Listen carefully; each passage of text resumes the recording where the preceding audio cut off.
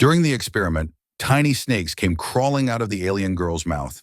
The human froze in shock. No one expected war to reach Sector 9, the children's zone of the Orion Arc. It was supposed to be the safest place in the galaxy until the Draylocks breached the hull. Sirens wailed, lights flickered, tiny feet echoed in the steel corridors as children ran for safety.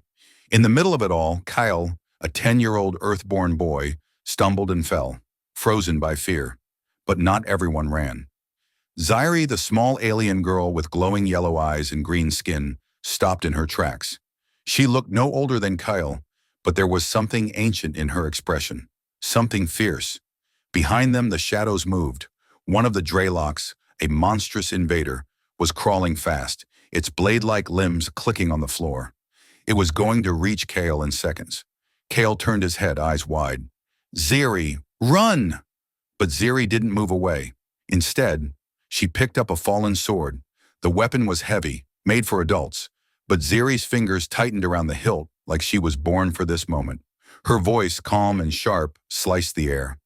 "Stay behind me." Kyle watched, stunned, as the small alien girl stood her ground, shoulders squared, eyes locked on the incoming beast. She didn't flinch. The Draylock roared and lunged. Ziri screamed like thunder, leapt forward and swung. Clang! The sword met chitin. Sparks flew. The force of the hit sent vibrations through her arm, but she didn't stop. She moved like she had trained for years. Precision, speed, heart. Kyle was speechless. This wasn't the quiet girl who used to stack toy blocks and ask questions about Earth candy. This was a warrior. The Draylock slashed at her, but she ducked, rolled, and came up behind it. With one clean strike, she cut through a leg. It shrieked. More were coming. Kale's fear returned, but Ziri stepped back to him, sword raised. "I promised I'd protect you," she whispered. Kale blinked. "But you're just—" "I'm not just anything," she said. "I'm your friend, and I'm not letting them take you." As more shadows closed in, a light above flickered. Then something new appeared. A squad of human and alien alliance soldiers burst into the hallway. One of them yelled, "There! Children!" The Draylocks turned. Too late. Plasma fire filled the corridor. The enemy fell, one by one. Ziri dropped the sword as the last enemy collapsed. Her body trembled, but her eyes stayed sharp. Kale looked at her like he was seeing her for the first time. "You saved me." She gave a tired smile. "Next time, you save me." The Alliance soldiers surrounded them, checking for injuries. A tall woman with a captain's insignia knelt beside Ziri, eyes widening at the sword lying beside her. "Did you use this?" she asked, voice edged with disbelief. Ziri nodded once, her yellow eyes unflinching. "Impossible," the captain whispered. "That's a Valkyrian blade. The weight alone should have—" "She was amazing," Cal interrupted, his voice growing stronger. "She moved like she knew exactly what to do." The captain's gaze lingered on Ziri, searching. Something in her expression shifted from disbelief to calculation. "We need to move," she finally said, rising to her feet. "This sector isn't secure. We're taking you both to the command deck." Kale's hand found Ziri's, squeezing tight. She squeezed back, but her mind was elsewhere. The sword had felt familiar. Right, like an extension of herself she'd forgotten was missing. The corridors blurred as they moved with the soldiers, emergency lights painting everything in pulses of red. Children from other sections were being gathered, faces tear-streaked and frightened. "Stay close," the captain ordered, leading them through a series of security doors. Each hissed shut behind them with ominous finality. Cal leaned closer to Ziri. "How did you do that?" "With the sword?" Ziri's brow furrowed. "I don't know," she admitted quietly. "I just knew." The truth was, in that moment when fear should have paralyzed her, something else had taken over. Something buried deep that had surged to the surface when Kale was in danger. Something that felt like memory. But whose memory? The command deck of the Orion Arc was a hemisphere of screens, holographic projections, and controlled chaos. Officers moved with purpose, their voices clipped and urgent. Through the massive viewport, stars gleamed against the void, beautiful and indifferent to the crisis unfolding. Kyle and Ziri stood near the center platform, still hand in hand. The other rescued children had been taken to a secure holding area, but Captain Saren had insisted these two remain. Commander Lin will want to see them, was all she'd said. Cal shifted nervously. Are we in trouble? Ziri shook her head, but uncertainty flickered across her face. I don't think so. A door slid open at the far end of the deck. The officers straightened as a tall, broad-shouldered man with silver temples entered. His uniform bore the insignia of the highest command, Commander Elias Lin, leader of the Orion Arc. His eyes swept the room, landing on the children. Something in his expression softened, then hardened again as he approached.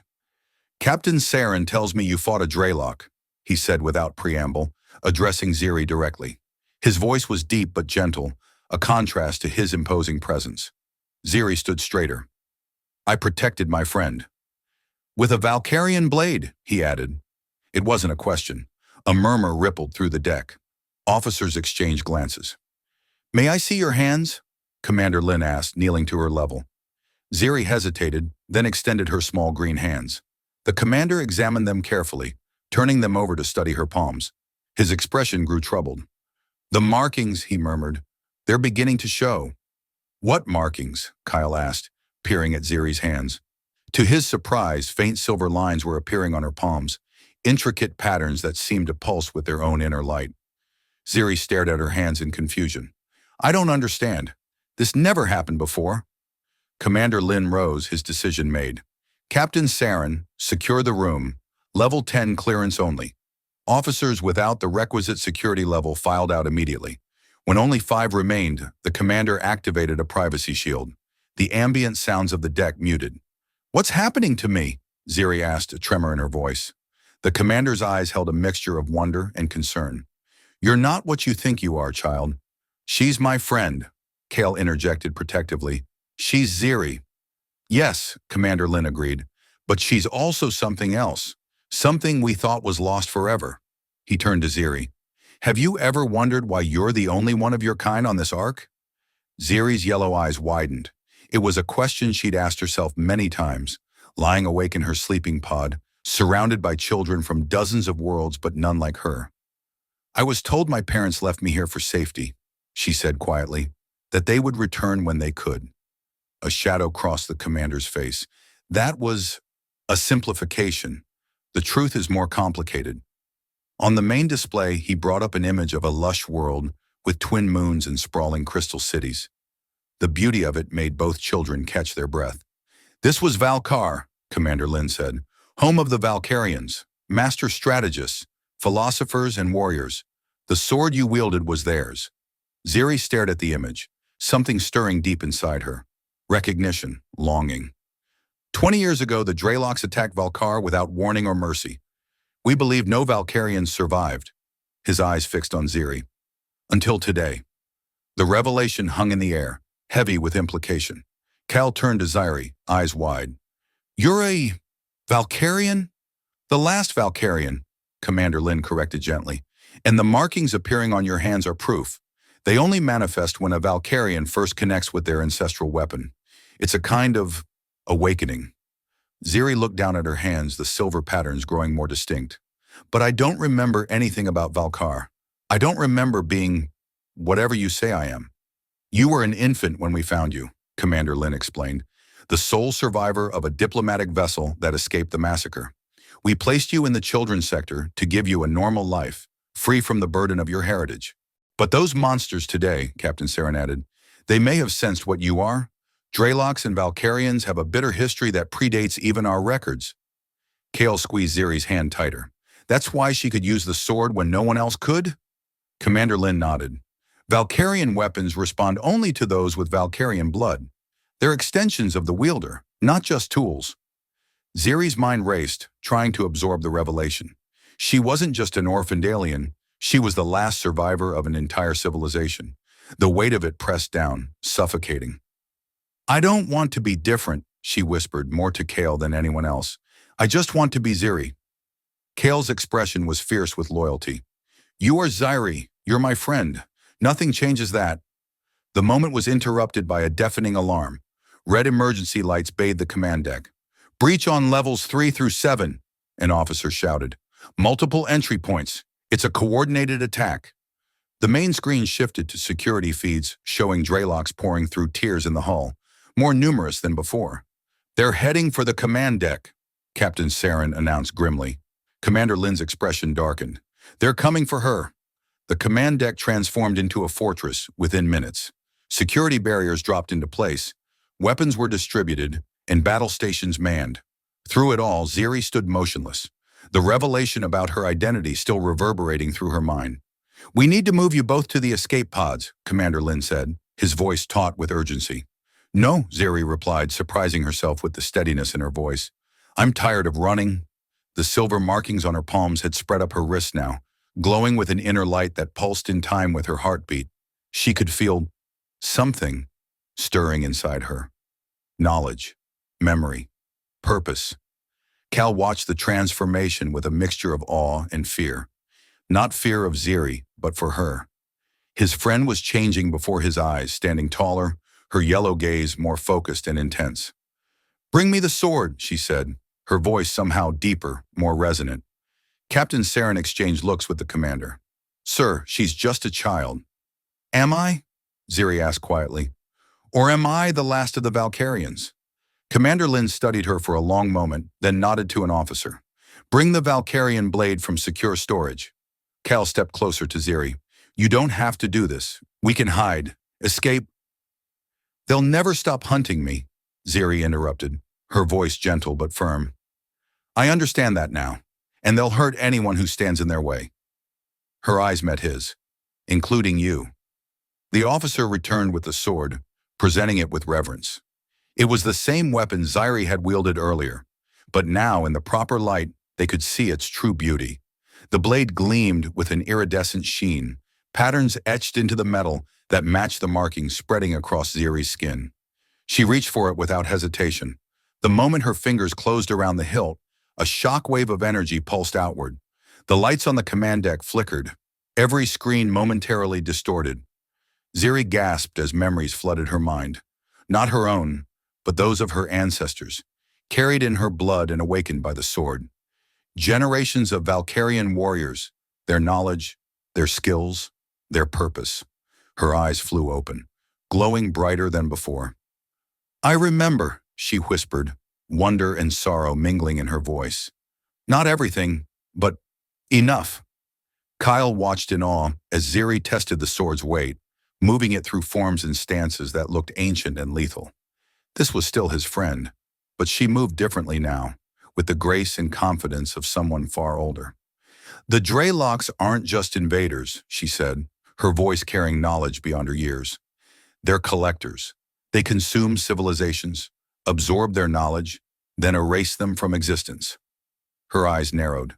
"They believe if they consume the last Valkyrian, they'll gain all our race's knowledge and power. That's why they breached a civilian vessel," Commander Lin realized. "They're not here for conquest. They're here for you." Ziri nodded grimly. "And they won't stop until they have me." An explosion rocked the Ark, closer this time. The security feeds showed Dreylocks advancing through the corridors, their chitinous bodies gleaming under emergency lights, blade limbs cutting through anything in their path. "They'll reach us in minutes," Captain Saren reported. Ziri's grip tightened on the sword. "Then we meet them before they reach us." She turned to Commander Lin. "I need your best fighters." The commander hesitated only briefly before nodding. "Captain Saren, assemble Strike Team Alpha." "I'm coming too," Kyle declared, his young face set with determination. "Absolutely not," Commander Lin and Captain Saren said in unison. But Ziri studied her friend, seeing beyond his fragile human exterior to the courage burning beneath. "He stays with me," she said with quiet authority. "The Dreylocks know his scent now. Associate him with me. He's safer at my side than anywhere else on this Ark." Reluctantly, Commander Lin nodded. "Equip the boy with basic protection at least." As officers rushed to prepare, Cal stepped closer to Ziri. "Are you scared?" he asked softly. Ziri considered the question, feeling the weight of her newfound heritage, the responsibility of being the last. "Yes," she admitted, "but not of fighting. I'm scared of losing who I was, who I am." Her yellow eyes met his, vulnerable despite their glow. "Don't let me forget that I'm Ziri, not just a Valkyrian, not just a warrior. Your friend." Cal's hand found hers, squeezing the fingers now lined with silver markings. "Never." Captain Saren returned with a contingent of 12 elite fighters, faces grim and weapons ready. She handed Kale a small shield generator that attached to his wrist. "Stay behind the fighters," she instructed. "This will give you about 30 seconds of protection if something goes wrong, which should be enough time to run." Kyle nodded, trying to look braver than he felt. The plan was simple but dangerous. Instead of waiting for the Draylocks to breach the command deck, they would meet them in the wider corridor of Sector 5, where the Alliance fighters would have room to maneuver and create a defensive formation around Ziri. As they prepared to leave, Commander Lin approached Ziri one last time. "If things go badly," he said quietly, "the escape pods are on Level 2, Corridor E." Ziri met his gaze steadily. "Things won't go badly," she said with a certainty that belied her years. "The last Valkyrian doesn't fall so easily." Chapter 4. The Battle. The corridors of the Orion Arc had never been designed for war. They were meant for families, for children running and laughing, for the everyday life of a space colony. Now they echoed with the sounds of approaching death, the rhythmic clicking of Draylock limbs against metal, the hiss of their breath, the screech of their blade arms testing the walls. Strike Team Alpha moved in tight formation. Ziri and Kale protected at the center. Ziri held the Valkyrian blade confidently, its weight no longer a burden, but a comfort. With each step, more ancestral memories surfaced, fighting techniques, tactical insights, the weak points of a Draylock's exoskeleton. "They'll come from multiple directions," she said, her voice carrying the weight of inherited knowledge. "They prefer to surround and overwhelm." Captain Saren nodded grimly. "Stay tight, team. Nothing gets to the children." They reached the junction in Sector 5 where 4 corridors met in a circular chamber with a high ceiling, once a gathering place for educational activities, now an impromptu battlefield. The fighters took positions, creating a ring of protection. Kale stayed close to Ziri, his heart hammering against his ribs. "Remember when we used to hide in the ventilation shaft above the dining hall?" he whispered, desperate to remind her of simpler times. A ghost of a smile touched Ziri's lips. "And throw bits of dessert onto Instructor Thomas's head." "He never caught us," Kale grinned, momentarily forgetting their danger.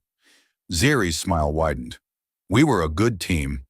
"We still are," Kale insisted.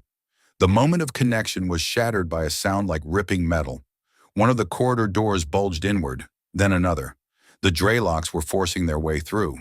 "Here they come," Captain Saren warned, raising her plasma rifle. The first door tore open. Draylocks poured through, their segmented bodies moving with terrifying speed. They were larger than the ones they'd encountered earlier, elite warriors with enhanced exoskeletons and multiple blade limbs.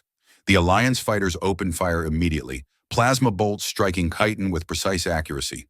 Some Draylocks fell, but others continued forward, seemingly impervious to the weapons. "They've adapted their armor," Saren shouted. "Adjust to frequency delta." The fighters recalibrated their weapons, but the delay cost them. A Draylock leapt over the front line, blade limbs whirling towards Ziri. She stepped forward, sword raised, and met the attack with a strike so precise it severed the limb midair. The creature shrieked but pressed forward. Ziri moved like water, each motion flowing into the next as she parried, struck, and evaded. The Valkyrian blade sliced through the Draylock's reinforced chitin like it was paper. "The neck joint," she called out to the fighters. "Between the 3rd and 4th segments." The Alliance soldiers adjusted their aim, targeting the vulnerable spot Ziri had identified. More Draylocks fell, but they kept coming, pouring in from all 4 corridors now. Kale activated his shield generator as a Draylock broke through their defensive ring, lunging toward him. The shield flared to life, the creature's blade limb bouncing off it with a flash of energy. "Ziri!" he yelled, backing away as the shield flickered, already losing power from the impact. Ziri spun, saw Kale's danger, and moved with inhuman speed. The Valkyrian blade flashed once, twice, and the Draylock collapsed, its body severed in 3 places. "Stay closer," she ordered, pulling him back toward the center as she returned to the fight. The battle intensified. 3 Alliance fighters went down, wounded or worse. The remaining defenders tightened their circle, but it was clear they were outnumbered. Draylocks pressed in from every side, their chittering growing louder, almost eager. Captain Saren took a blade to the shoulder, her armor preventing a fatal wound, but the impact sending her to one knee. Fall back to position 2, she yelled, firing her weapon one-handed. The fighters began a controlled retreat toward one of the corridors, but Ziri stopped, her expression changing as she studied the Drelok's movement. Wait, she said, her voice cutting through the chaos. They're hurting us. Kyle looked where she pointed. The corridor they were being driven toward had more Drelok's gathering just out of sight, waiting. It's a trap, Ziri realized. They want us bunched up in the corridor where we can't maneuver. Captain Saren cursed, seeing the strategy too late. New plan. Hold position here. But the Drelok's were pressing in too quickly, their numbers overwhelming. For every one that fell, 2 more took its place. The defenders' circle grew smaller, weapons fire more desperate. We can't hold them, a fighter shouted as a blade limb cut through his armor. Ziri's eyes narrowed, the yellow glow intensifying as she made a decision. She stepped away from Kale, moving to the center of their shrinking circle. What are you doing? Kale cried, reaching for her. Ziri planted her feet firmly, the Valkyrian blade held vertically before her. What I was born to do. The silver markings on her skin flared bright, spreading further up her arms, across her chest, reaching her face. The sword responded, its metal taking on the same luminous quality. Cover your eyes, she shouted to the defenders. Kale glimpsed Captain Saren pulling him down, a hand over his eyes before brilliant light erupted from Ziri and her blade. The light pulsed outward in a shockwave, accompanied by a sound like crystal shattering. When Kale could see again, he gasped. Every Drelok within 20 feet of Ziri had been frozen in place, their chitinous bodies covered in a crystalline coating that caught the light like diamonds. They stood like macabre statues, blade limbs extended in their final attack positions. Ziri herself had fallen to one knee, the sword's point touching the ground, her breathing labored. The silver markings on her skin pulsed weakly, fading in and out. Ziri! Kale broke free from Captain Saren's grip, running to his friend. She looked up, her yellow eyes dim with exhaustion. The temporal stasis won't hold them long, she managed, her voice barely audible. We need to move. What did you do? Captain Saren asked, awe and concern in her voice, as she knelt beside them. Valkyrian battle meditation, Ziri explained weakly, manipulates time and space, but only briefly. She struggled to stand, leaning heavily on the sword, and at a cost. Already the crystalline coating on the closest Drelok's was beginning to crack, hairline fractures appearing across their frozen forms. They'll be free in minutes, Ziri warned, and I can't do that again, not today. Then we run, Captain Saren decided, lifting Ziri when it became clear the child couldn't walk unassisted. Back to command deck. The surviving fighters formed a new formation around them, more urgent now. Kale stayed close to Captain Saren, watching Ziri with fear in his eyes. She looked smaller again, more like the friend he knew, the silver markings fading from her skin. You'll be okay, he promised, though he had no way of knowing if it was true. Stay with me, Ziri. Her eyes found his, a weak smile touching her lips. Always. Behind them, the first cracking sound of a Drelok breaking free of stasis echoed through the corridor. They ran. They reached the command deck with seconds to spare, the massive security doors sealing behind them, just as the freed Drelok's rounded the corner in pursuit. The impact of their bodies against the reinforced doors echoed through the chamber like thunder.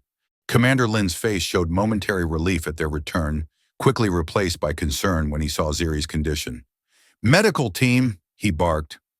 Ziri was placed on a medical cot, the Valkyrian blade still clutched in her weakened grip. Despite the doctor's attempts, she wouldn't relinquish it. The sword helps stabilize her, Captain Saren explained, her own wounded shoulder being treated nearby. It's connected to her somehow.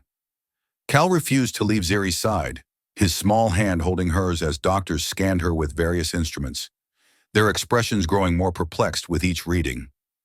Her cellular structure is realigning, one doctor reported. It's nothing I've ever seen before. It's the awakening, Ziri murmured, her eyes fluttering open. The sword, it changes us, makes us more than we were. Commander Lin approached, his face grave. The Drelok's are attempting to breach every entrance to the command deck. Our barriers won't hold indefinitely. And the rest of the Ark? Captain Saren asked. Evacuation to the emergency pods is at 60%, he answered, but we're running out of time. The pounding on the doors intensified, the metal beginning to buckle in spots despite its reinforcement. Ziri struggled to sit up, her strength returning slowly. The silver markings on her skin had stabilized, neither spreading nor fading, creating intricate patterns that resembled both circuit boards and ancient runes. "There's another way," she said, her voice stronger now. "A way to end this." All eyes turned to her. "The Draylocks want me because I'm the last Valkyrian. They believe consuming me will give them our knowledge, our power." Her yellow eyes hardened. "But there's something they don't know. Something even you don't know." She stood now, the sword at her side, its connection to her evident in the way it seemed to pulse with her heartbeat. "Valkyrians developed a failsafe against exactly this threat. If the last of our kind is threatened with extinction, we can trigger a purge." She looked at the sword. "All our knowledge, all our power. It can be erased rather than stolen." "That's suicide," Commander Lin protested. Ziri shook her head. "Not necessarily. The purge doesn't require my death, just my willing sacrifice of what makes me Valkyrian." Her eyes met Kale's. "I would survive, but I would just be Ziri again. The markings, the ancestral memories, the connection to the sword, all gone." Kale's eyes widened. "You'd do that? Give up everything you just found out about yourself? To save everyone on this ark?" "Yes." Ziri's gaze never wavered. "Besides, being just Ziri was enough before. It can be enough again." The decision hung in the air between them, weighted with consequence. "There's a complication," Commander Lin interjected, his tactical mind working through scenarios. "If the Draylocks realize what you're doing, they'll stop at nothing to prevent it. The moment you begin the purge, you'll be at your most vulnerable." "Then we defend her," Captain Saren declared fiercely, rising despite her injury. "Give her the time she needs." "I'll help too," Cal insisted, surprising everyone. He squared his small shoulders. "I promised I'd save you next time, remember?" Ziri's expression softened. "I remember." They formulated the plan quickly, necessity overriding caution. Ziri would perform the purge ritual in the center of the command deck, while everyone else created a defensive perimeter. The moment the ritual was complete, the Draylocks would lose interest in the ark. Without a Valkyrian to consume, there would be no purpose in continuing their attack. As they prepared, Kale helped Ziri to the center platform, where she would perform the ritual. For a moment, they were alone amid the chaos of preparation. "Are you sure about this?" he asked quietly. "You're going to lose everything you just discovered about yourself." Ziri looked down at the silver markings on her skin, at the sword that had awakened her heritage. "Not everything," she replied softly. "I'll still have my memories of today. I'll still know what I was capable of." She met his eyes. "And I'll still have you to remind me." Kyle swallowed hard, fighting back tears. "Always." The first breach alarm sounded. The Draylocks had penetrated the outer door. "It's time," Commander Lin called. Ziri nodded, taking her position at the center of the deck. The defenders formed concentric rings around her, Alliance fighters in the outer ring, command officers in the middle, and Kyle in the innermost circle, his small shield generator recharged and ready. "When I begin," Ziri explained, "the sword will emit energy that will draw the Draylocks directly to me. They'll know what I'm doing and try to stop it. You must hold them back until the light turns from silver to white. That's when the purge is complete." The second breach alarm blared, inner doors giving way. "How long will it take?" Captain Saren asked, checking her weapon one last time. "I don't know," Ziri admitted. "The memories aren't that specific. Minutes, maybe." The final breach alarm sounded loud and insistent. The Draylocks had reached the command deck itself. The massive main doors began to glow red as they used some kind of acidic compound to eat through the metal. "Whatever happens," Ziri said, her eyes meeting each defender's gaze in turn, ending with Kale's, "Thank you." Then she raised the Valkyrian blade before her, closed her eyes, and began. The sword's glow intensified, the silver light spreading up Ziri's arms across her body, enveloping her in a cocoon of luminescence. The markings on her skin brightened until they seemed to burn from within, patterns shifting and changing as ancestral knowledge prepared to leave her forever. The doors gave way. Draylocks poured into the command deck, more than they had seen before, their chittering rising to a frenzied pitch when they spotted Ziri's glowing form. They charged forward, blade limbs extended. "Hold the line!" Commander Lin roared as the defenders opened fire. The battle erupted with desperate intensity. Alliance fighters fell. Draylocks died. The defensive rings contracted as more invaders pressed in from all sides. In the center of it all, Ziri remained motionless, wrapped in silver light, the sword floating before her now, untouched by her hands yet connected to her by strands of energy that resembled the markings on her skin. Kel watched in awe, his small shield raised against any Draylock that might break through. Captain Saren fought nearby, her injured arm a liability, but her determination undiminished. A particularly large Draylock, some kind of leader, broke through the outer defensive ring, moving with frightening speed towards Ziri. 3 Alliance fighters fell in its wake, their weapons barely slowing it. "Ziri!" Kyle shouted a warning, but she gave no indication of hearing, deep in the trance of the purge ritual. The monster charged forward, cutting through the second defensive ring. Commander Lin himself stepped into its path, firing his sidearm point-blank into its face. The Draylock staggered but didn't fall, knocking the commander aside with a sweeping limb. Only Kale stood between it and Ziri now. He raised his small shield, knowing it wouldn't be enough, but determined to try. "You can't have her," he declared, voice trembling but resolute. The Draylock loomed over him, blade limbs raised for the kill. "No!" Captain Saren threw herself into the creature's path, her plasma rifle jammed into a joint in its exoskeleton. She fired continuously, the weapon overheating in her hands, burning her even as it burned through the monster's armor. The Draylock shrieked, thrashing wildly.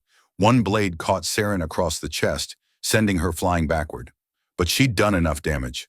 The creature stumbled, its movements uncoordinated now. Kale didn't hesitate. He ducked under a flailing limb and pressed his shield directly against the wound Saren had created. The shield's energy discharged into the creature's body, not as a barrier now, but as a weapon. The Draylock collapsed, its limbs twitching. Behind Cal, Ziri's light suddenly changed, from silver to brilliant white, just as she had predicted. The sword before her pulsed once, twice, then released a shockwave of energy that swept across the command deck. Every Draylock froze, their movements ceasing mid-attack. Their chittering stopped. As one, they turned away from the defenders, from Ziri, and began a retreat so orderly it seemed mechanical. "They're leaving," an officer gasped, lowering his weapon in disbelief. "The purge is complete," Commander Lin realized, holding his injured side as he watched the Draylocks withdraw. "They know there's nothing to gain here anymore." The white light surrounding Ziri faded slowly. The Valkyrian blade dimmed, its spectacular glow reduced to a dull sheen. It dropped from its floating position, clattering to the deck. Ziri herself collapsed like a puppet with cut strings. "Ziri!" Kel ran to her, cradling her small form. The silver markings were gone from her skin, leaving it the same uniform green it had always been. Her breathing was shallow but steady. Medical teams rushed forward, both to Ziri and to the wounded defenders. Captain Saren was alive but badly injured, her sacrifice having bought the crucial final moments needed. Ziri's eyes fluttered open slowly, focusing with difficulty on Kale's worried face. "Did it work?" she whispered. Kyle nodded, tears of relief streaming down his face. "They're gone. Everyone's safe." A small smile touched her lips. "You saved me this time." "I promised I would," Kyle reminded her, holding her hand tightly. Commander Lin approached, his expression solemn as he looked down at the former last Valkyrian. Now just a small alien child again. "How do you feel?" Ziri considered the question, taking stock of herself. "Lighter," she finally said. "Like I put down something very heavy." Her eyes drifted to the Valkyrian blade lying nearby. Now just an ornate sword with no special glow or power. But also a little sad. "You sacrificed more than we had any right to ask," the commander said gravely. "The knowledge of an entire civilization is still inside me somewhere," Ziri interrupted gently. "Just sleeping now, silent." She looked up at Kyle. "Sometimes being just yourself is enough." Kyle helped her sit up as her strength began to return. "What happens now?" Commander Lin surveyed the damaged command deck, the wounded fighters, the retreating forms of the Draylocks on the security monitors. "We rebuild. We remember." His eyes met Ziri's. "And we protect what matters." Ziri nodded, leaning against Kale's shoulder. She felt different, smaller, younger, more herself somehow.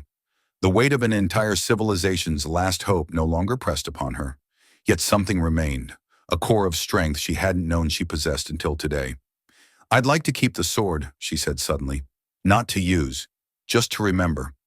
Commander Lin considered this, then nodded. "It belongs to you more than anyone." Captain Saren, being treated nearby, managed a weak smile. "Besides, you're the only one who can use it properly." "Not anymore," Ziri reminded her. "I'm just me now." "Just you," Kale echoed, squeezing her hand, "is pretty amazing." As medical teams continued their work and repair crews were dispatched throughout the Ark, Ziri and Kale remained together, two small figures amid the aftermath of a battle that had changed them both. Ziri glanced at the sword that had awakened her heritage, then at Kale, who had stood by her through it all. The choice was already made. She turned away from the blade, toward her friend. "Let's go home," she said simply.